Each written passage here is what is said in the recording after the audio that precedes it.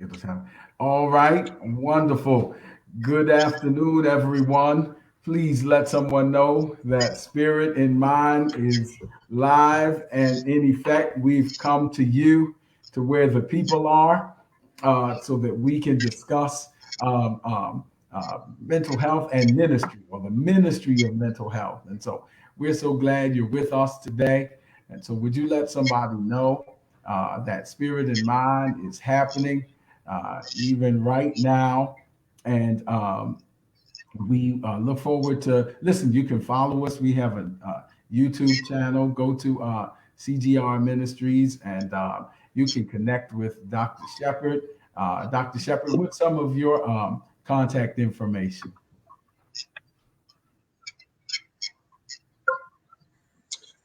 They can reach me. My Gmail account is probably the easiest, jshep2471 at gmail.com. And you can reach me at my office at 410-265-8737. Great, great. So we want to keep you in touch. We want to stay connected. We want to be a resource to you. Again, you can go to CGR Ministries for a new YouTube. We'll be uploading. You can get caught up on our Spirit in Mind broadcast and podcast by going to the YouTube channel and looking that up.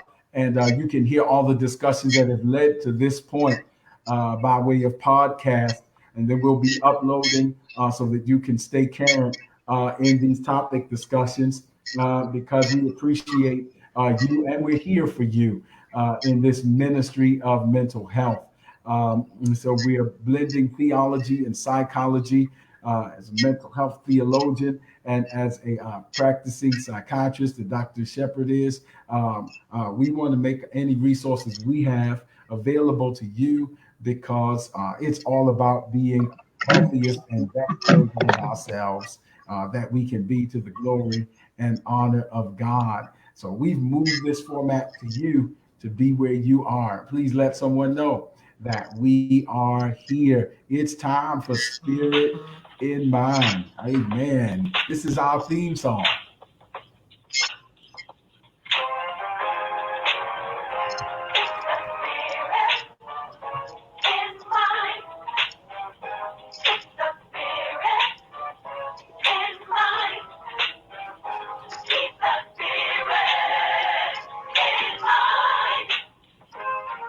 Well, we are glad you're with us today. And again, great day and welcome to Spirit in Mind, everyone, where we are all about the critical collaboration of ministry and mental health, or the ministry of mental health.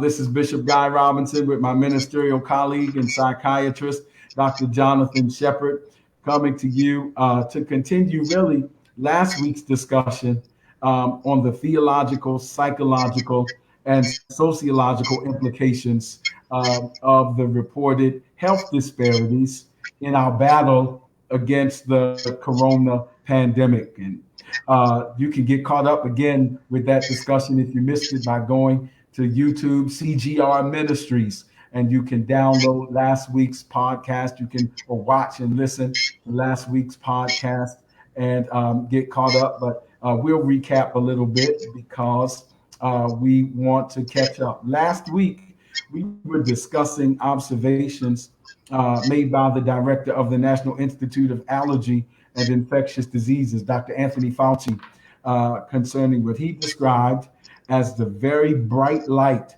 that this pandemic has cast, this very bright light that has been shown upon some of the weaknesses and foibles in our society as it concerns what he called, and I quote, the unacceptable health disparities and mortality rates in the African American community. There's been noted a disproportionate amount of mortality from this corona pandemic within the African American community attributed to pre-existing conditions, or as he said, weaknesses and foibles in our society. And that was last week. But Dr. Shepherd, since that broadcast, the U.S. Surgeon General, Dr. Jerome Adams, addressed the same issue and in addressing the same issue, he received some pushback from persons who took issue with his specific references to alcohol and drugs as it concerns this disparity in the African American community. Some of the pushback included the ideas of why mention that within the context of the African American community without giving equal attention to the systemic issues that predispose certain things. And so that was some of the pushback from some social commentators and advocates. And that's just the dialogue out there. And it seems to present, from my perspective, it seems to present what is this classic tension that exists between personal responsibility and social responsibility, or Western individualism, as some call it, and Eastern collectivism in terms of social constructs.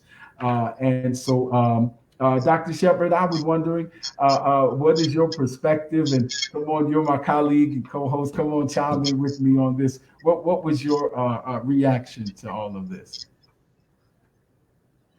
Absolutely. So let me just put a quick disqualifier in there. So I just went Facebook Live. And so for those who are on my Facebook page, you're seeing this Spirit of Mind show with my colleague. Really, he's not my colleague. He's a bishop in the Lord's Church, Bishop C. Guy Robinson. So what you're seeing right now is just me flipping the screen around. So I just want to let you all know that I am live on my Facebook page and just greeting everyone who was live with me, and just wanted to say hello to you all. So let's get back to the topic at hand. The personal responsibility versus the social responsibility, if we could, I guess, term it like that. I think one of the issues that the Surgeon General ran into is that he did identify some of the personal issues that we have as people of color, but he didn't really highlight some of the systemic issues that we have.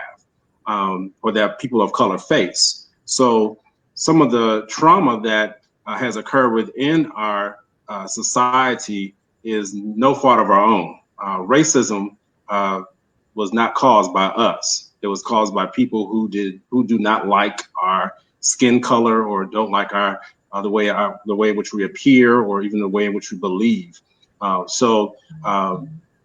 There are certain people who do not like us because of just the way in which we look, which is so unfortunate. And because of that, there are certain biases now that we must endure. And that now leads to the various traumatic experiences that we have faced. So if you have been overlooked for jobs, or if you've been discriminated against, if you have been pulled over by the police because of your skin color, it has increased your anxiety. It has increased the way in which you look at people. And what I mean by increase the way in which you look at people, the scrutiny that you view certain systems and certain things that are put in place for us. And so when we have been marginalized like this, then we start to turn to things that are not always productive, such as alcohol, such as gambling, such as other ways to be able to relieve the stress that was put on top of us by no fault of our own. So if the Surgeon General may have worded it like that, people probably would have found it a little bit more easier to digest. It's a twofold situation. We live in a world now where, as Black people, we are not able to get the same type of care as other ethnicities. And that is just a true fact. I am a practicing physician. And even as a practicing physician, I could be wearing my white coat. I could be wearing things that say MD on it, and people will still treat me a certain way, in an inferior type of way. Let me just say it like that, because of the way in which I looked. I was pulled over by the police, without digressing too much. I was pulled over by the police one time wearing my white coat, saying that I looked like a person who had just robbed vending machines in a hospital. Now, come on. Are you for real? And the cop stopped me and put me on the corner and shined the bright light in my face like I was a criminal. I will never forget this. And so as a person, as a Black man, I could have responded very violently. I could have fought the person and ended up with a particular charge against me of assault or whatnot. But everybody doesn't respond that way. I did not respond that way, but I know some people who do and could have been in, quote unquote, their right mind when they did it.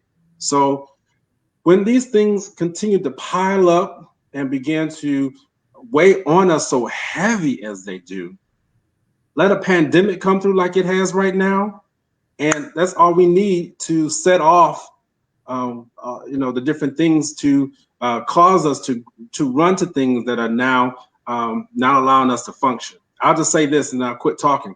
So, I work in psychiatry and we work in addiction issues.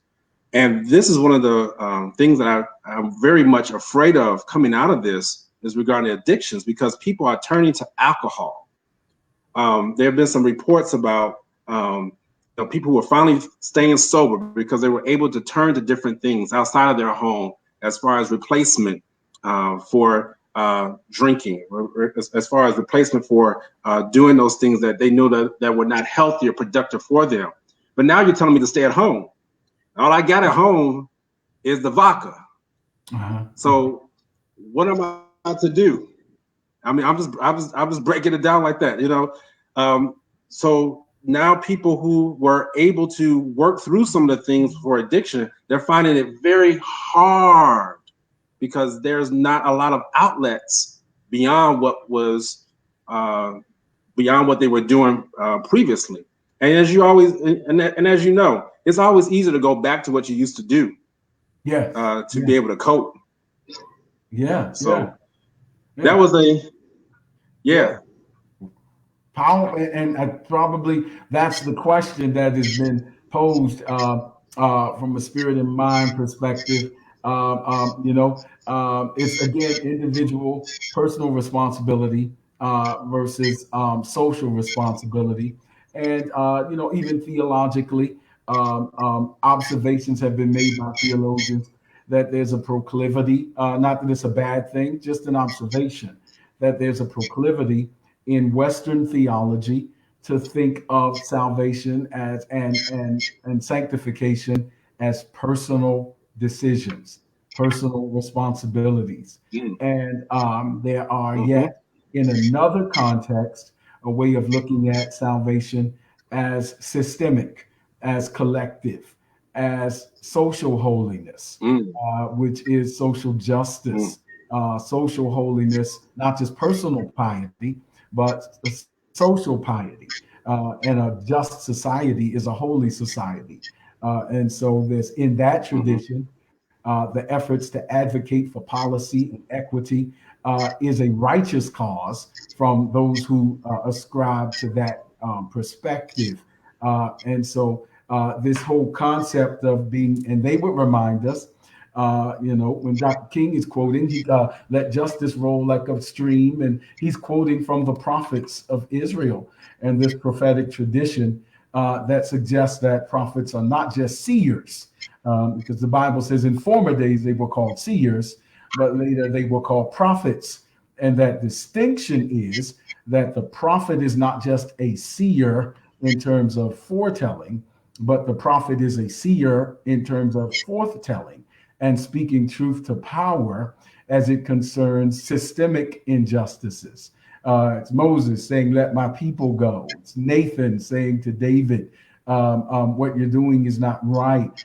They're kings, and prophets are speaking to systemic powers and what they perceive to be systemic abuses.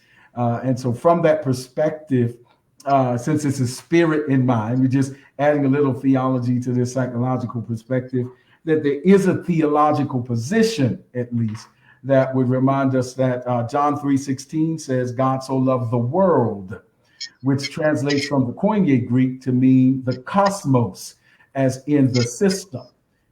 And of course, our personal salvation is as much as we are part of the system that God sacrificed to save. And so the system needed salvation, and the earth was subject to futility and frustration by Adamic choices. And so there is this concept that it's bigger than one person. And it's from that perspective that I want to lift this next thing, Dr. Shepherd, for your feedback. Can we talk about the African American community or minority communities, period, without talking about both personal and social responsibilities? And because that was part of the pushback to this report, was that if you can you talk about equal time to the systems, or are Dr. Fauci and the Surgeon General really just trying to take care of the immediate concern? Hey, this pandemic is going here. We got to stop this right now. You can make some personal choices. Let's do this differently. Let's do this differently. Let's not help the brokenness in the system by our own personal choices that are self-defeating. But can you talk about one without the other? Absolutely. No, you really can't. You really can't. And remind me, I have a question for you as a pastor, back to what we were just talking about too. So you really cannot talk about the personal responsibility without talking about the social responsibility. It just is not going to happen. I think what has happened within our country and within our people is that we just tend to be more reactive than we do than to be proactive. We definitely respond quicker to something that has already happened. So let's keep it in light of the pandemic. There have been reports that there were earlier signs that something like this was going to happen. I've been continuing to see how people have outlined that there were briefings that were given to the president. There were briefings that were given to his administration about something like this potentially happening. And whether or not they took it for real, is still yet to be seen. It doesn't seem like they did. So we have to make sure that when we're in this now, that we respond to the situation as it is. So we're doing shows just like this. We're doing things like this to educate our people on how to be able to make it through. We have to be able to make it through this pandemic that we're going through. But the thing is, we just don't want to make it through. We want to be able to make it through. And then once we get on the other side, see how we can prevent this from happening again. And many times we don't do that. We're just happy just to make it through. We're just happy that we just accomplish whatever a goal that is. And we don't look to future goals. We don't look to how can we now better ourselves. We don't look to how can we now advocate to make sure that we're not going to experience this. And if we do experience this, that we'll experience it at a different level. Yeah. So even financially, I'll just take that because that's very easy. People can say, well, I wasn't expecting to get laid off of my job. Even in the medical field, I know doctors whose hours were reduced. Who would have thought that doctors' hours were reduced during this? So what you have to do now is after this is over, you have to begin to save. You have to begin to budget. You have to begin to think that if this did happen again, what you would do differently so that if you found yourself experiencing the same thing again, you would be able to respond differently. And that's what we have to do within the Black community. We cannot just sit by and say, well, we made it through, we lost some people. And again, I don't say that derogatorily at all, because I've had some dear people who were lost during this pandemic. And I know some people who are very much suffering because of this. But in that, I need to be able to see what can we do and who are the people I need to team up with so that when we experience something like this again, we're not hit as hard, or we know what steps we need to take so to be able to come out of this without as much loss of life. And that's where we really are missing those people to represent us in governmental officials, in local governments, local state and federal governments. We need people who look like us, and if they don't look like us, who understand us, so that they can put measures in place so that when the time will come again, and the time will come again, I guarantee you, it may not be coronavirus, but something else will happen again that will challenge the very fiber of our communities. And so we want to make sure that we have those tools in place and not just be reactive, but proactive. So in saying to do that, we must take our personal responsibility. I must, as you know, as the head of my household, I want to make sure I'm taking personal responsibility to make sure that we're doing those things. But then I need to work collectively as a whole, whether it be in the church world, whether it be in the Black culture world, or just to be in the human race. You know, we want to make sure that we have those people in place who understand us. Wow. So that's just, you know, how I would further that conversation. Wow. One of the things, though, and go ahead, sir. No, this is good stuff. It raises two questions that'll probably take us to the Hammond organ closeout. But one is you raised this question or this point of having more representation at the, if you will, decision making tables of insight. Um, and I want to ask you this question for two reasons. And part of the reason is because you are a practicing psychiatrist, an African American psychiatrist, which is a statistical minority, according Yes, sir. to the statistics I read. And so, That's that's right. correct, right? Uh, and That's right. so, with that in mind, when we are at the table, and I raise that because even Dr. Adams, our Surgeon General, is an African American who raised the controversial issue to some of alcohol and substance abuse. So when you get to that table, um, is there, from a psychological perspective, a point where we see some avoidance issues when that subject is raised? Because, and I ask you, I'll be a little transparent for this reason. I became interested in my Doctor of Ministry studies. I became interested in the specific area of the psychology of racism, not just as on all levels, meaning because racism is considered to have layers. There is systemic, which is institutional. There is cultural. Systemic is policies and formal laws that are put in place. But then that's systemic. But then there's cultural, which is the presupposition that the way of the dominant group is right, and the values and taboos of the dominant group are automatically right. And then there's interpersonal. And so long after the structural ones are amended and policies are changed, there's still the reality of the cultural remnant, which is the spirit of the law as opposed to the letter of the law. And then there's still the interpersonal experiences where someone personally encounters that kind of vitriolic moment. But here's the transparent moment. I became interested in that because in my studies, we did all of the studies in school. We studied extensively the theorists, Freud, Jung, May, Yalom, without nerding out. You know what I'm talking about. But Ainsworth, Bowlby, attachment theories. We studied extensively all of that for 4 years of doctoral study. And then we spent 3 days, 2 days actually, on the psychology of racism.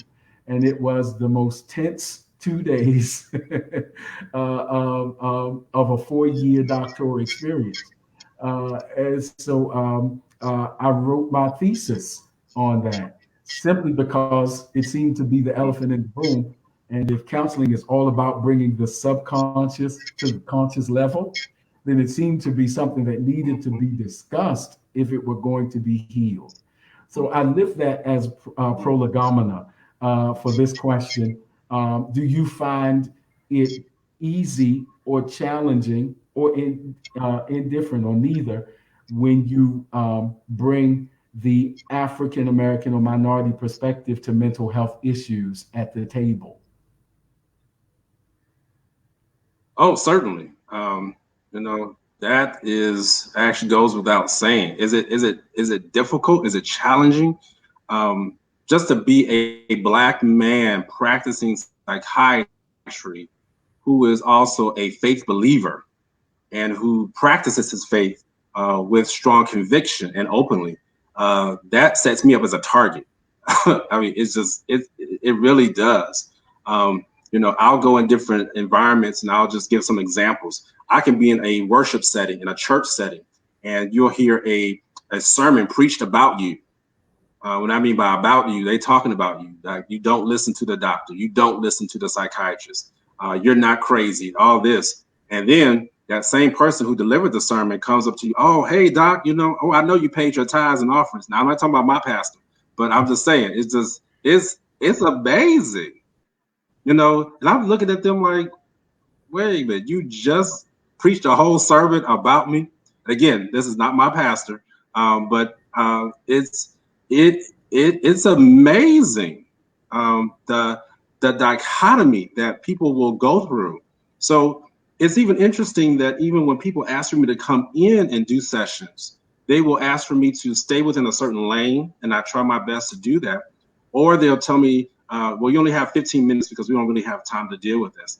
I said, well, if you want to deal with the subject matter, then you need to be able to deal with the subject matter holistically. And I've gotten to the point now where I've been told people, if you're only going to give me 15 minutes, then you probably want to ask me to do something else, or you may not want me to come at all, because I will not do something in 15 minutes where you open up this can of worms and you just close it off very suddenly, and people don't have their chance to share or be able to get out what they need to get out.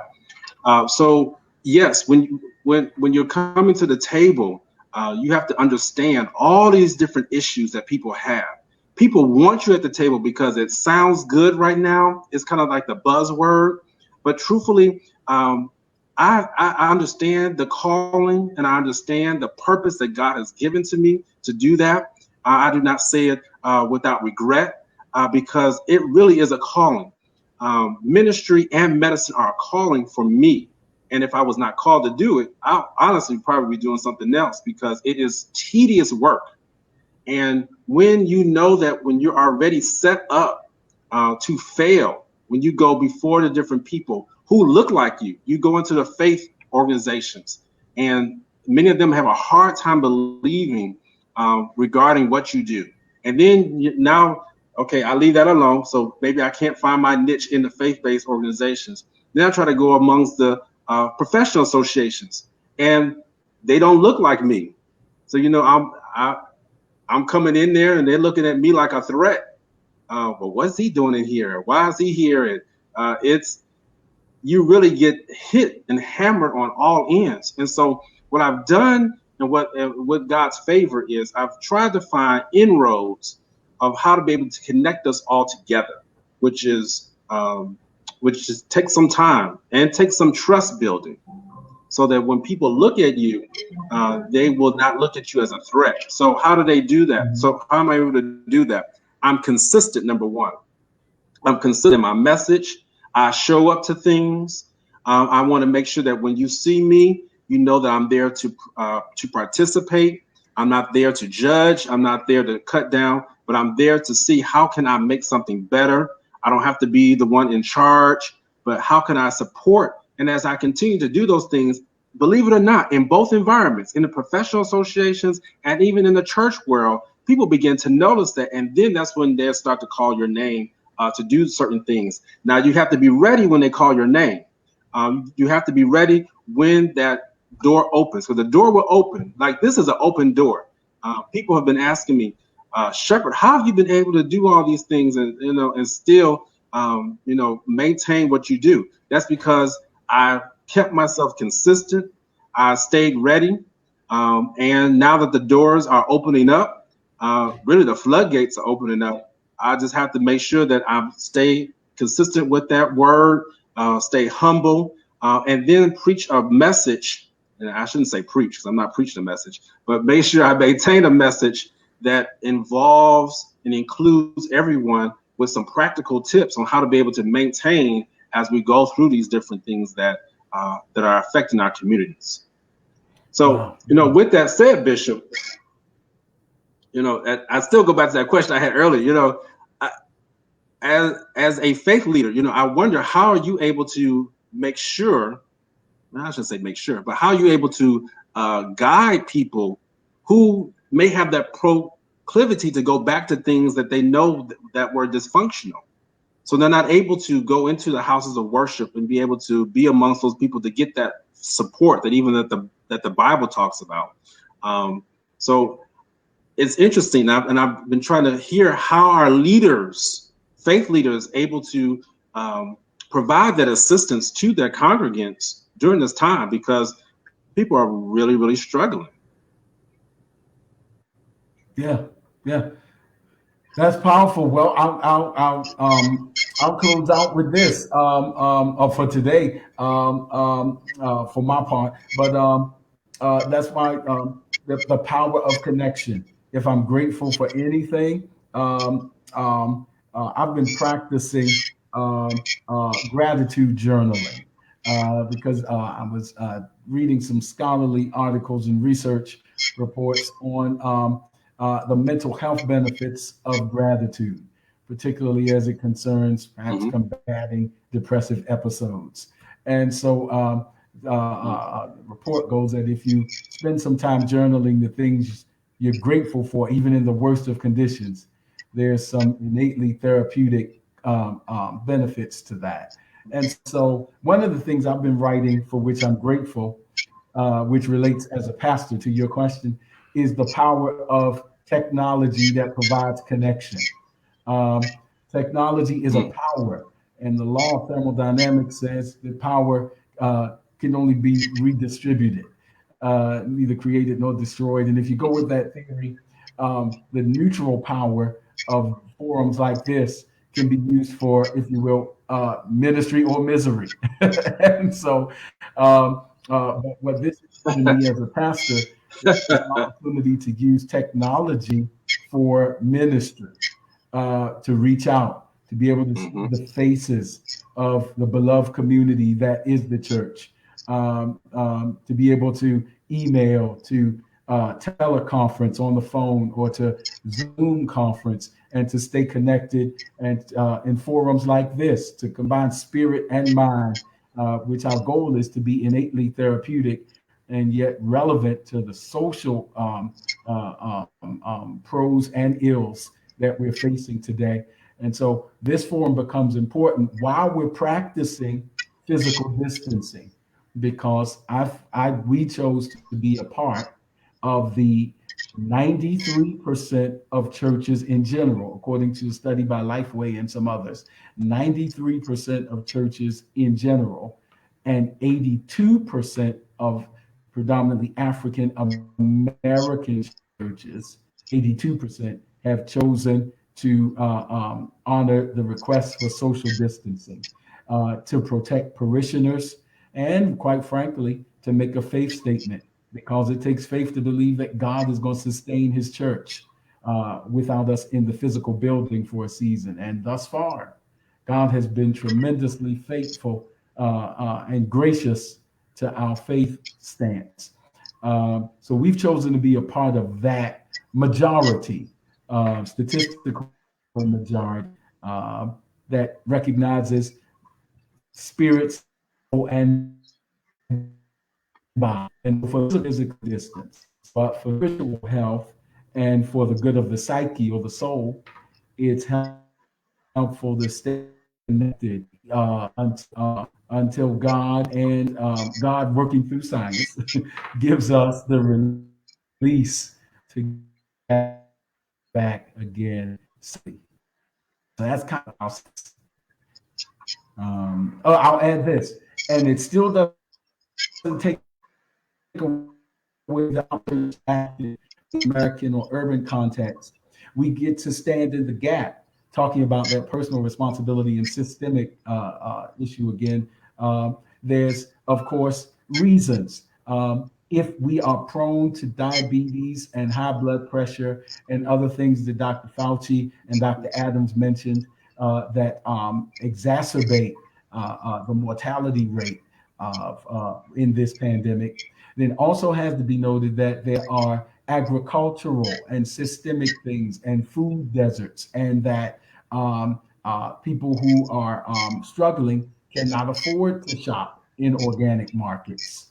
And so chicken boxes and things that may not be in our best interest are available. And the 99-cent Right. menu is affordable and yet is harmful.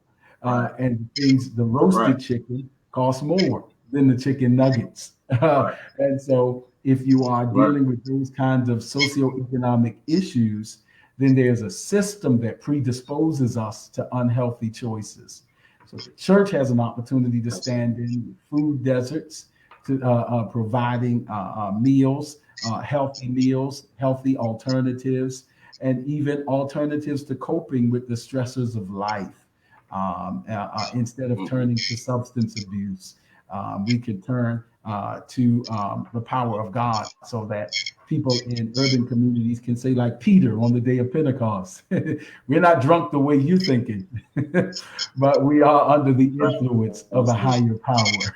And so that's part of the Right. job that the Right. church can Right. do when we do ministry at our best. Hopefully that answered that question for our listeners, our viewers, and for you, my colleague, Dr. Shepherd. Amen. So listen, I know we've committed to doing this for a half-hour session, and we've exceeded that a little bit today, but that's one of the benefits of this format. And so we had more time. But let me close my part, and then we want to hear from Dr. Shepherd by saying, please hook up with us. Want to be connected? The YouTube channel is CGR Ministries. You can email me at you can go to our social media, CGR Ministries. I think my Facebook is full, but CGR Ministries is page 2 in the continuation, so that we can stay connected that way. And we post, and that's where we stream this broadcast from and others. So I'd love to stay connected with you. And you can visit us at the totlc.org, where I am honored to pastor what for me is the best church this side of heaven. And so we'd love to see you online at the TOTLC when time and opportunity affords. Wednesdays at 7, Sundays at 10 a.m., and Thursdays at noon. All right, so we'll be back next week. But Dr. Shepherd, would you give us closing insight and words? Yeah, absolutely. As you were just talking, the scripture came back to mind. Proverbs 18 and 14, I believe that is the correct citation. But it says, the spirit of a man will sustain his infirmity, but who can bear a wounded spirit? And that scripture really, I just identifies with my passion, because even when we are infirmed, our spirit will sustain us. And that's what is sustaining us even right now. And that's why some people have gotten despondent, because their spirit man was not sustained or had not been built up. And that's not a slight against anybody, but you want to make sure that during this time that you are building up your inner man. You're building up who you are inside of you, so that you can be able to weather any infirmity, whether it be sickness, whether it be death, whether it be grief, loss, or whatever it might be. But when that spirit man is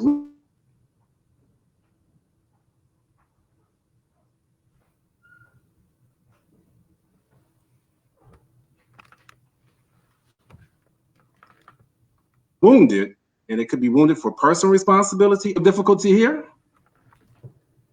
There we go. So just want to get that message out. I also want to say that I can be found at jshep, JSHEP 2471 at gmail.com. I currently work at the Hope Health Systems, and we are open for business. The intake number there is 410-265-8737. I currently serve as the Chief Medical Director there. That's here in the city of Baltimore, but we service different counties throughout the state of Maryland. So hit us up if you know that you're in need of services, direct care services. Also, and I think I've ever done it on this particular show, I'm also a proud member of the Carter Memorial Church, where I serve as an associate elder and on the board of trustees, where Bishop Carl Anthony Pierce Sr. is my pastor. So just want to let you all know that too. That is where my membership is, and that's where I get my faith renewed on a weekly basis. So I want to definitely send out a shout out to all those people who are even watching on my Facebook page. We're going to do this a little bit better next time. I think there's a way that on our streaming platform where we can actually broadcast live onto my Facebook page. So hopefully we'll do that better next time. But thank you for those who stuck with me. I thank you for the comments. I see some wonderful comments on people talking about having accountability partners to keep it real without judgment. That is awesome. So continue to send out comments and continue to let people know we want this to grow. And for our first time, we went over a little bit, but we needed that time just to share. Believe me, we have your best interests at heart, and continue to listen to Spirit and Mind. Amen. Thank you for watching, and tell somebody about it. We'll see you next week on Spirit and Mind.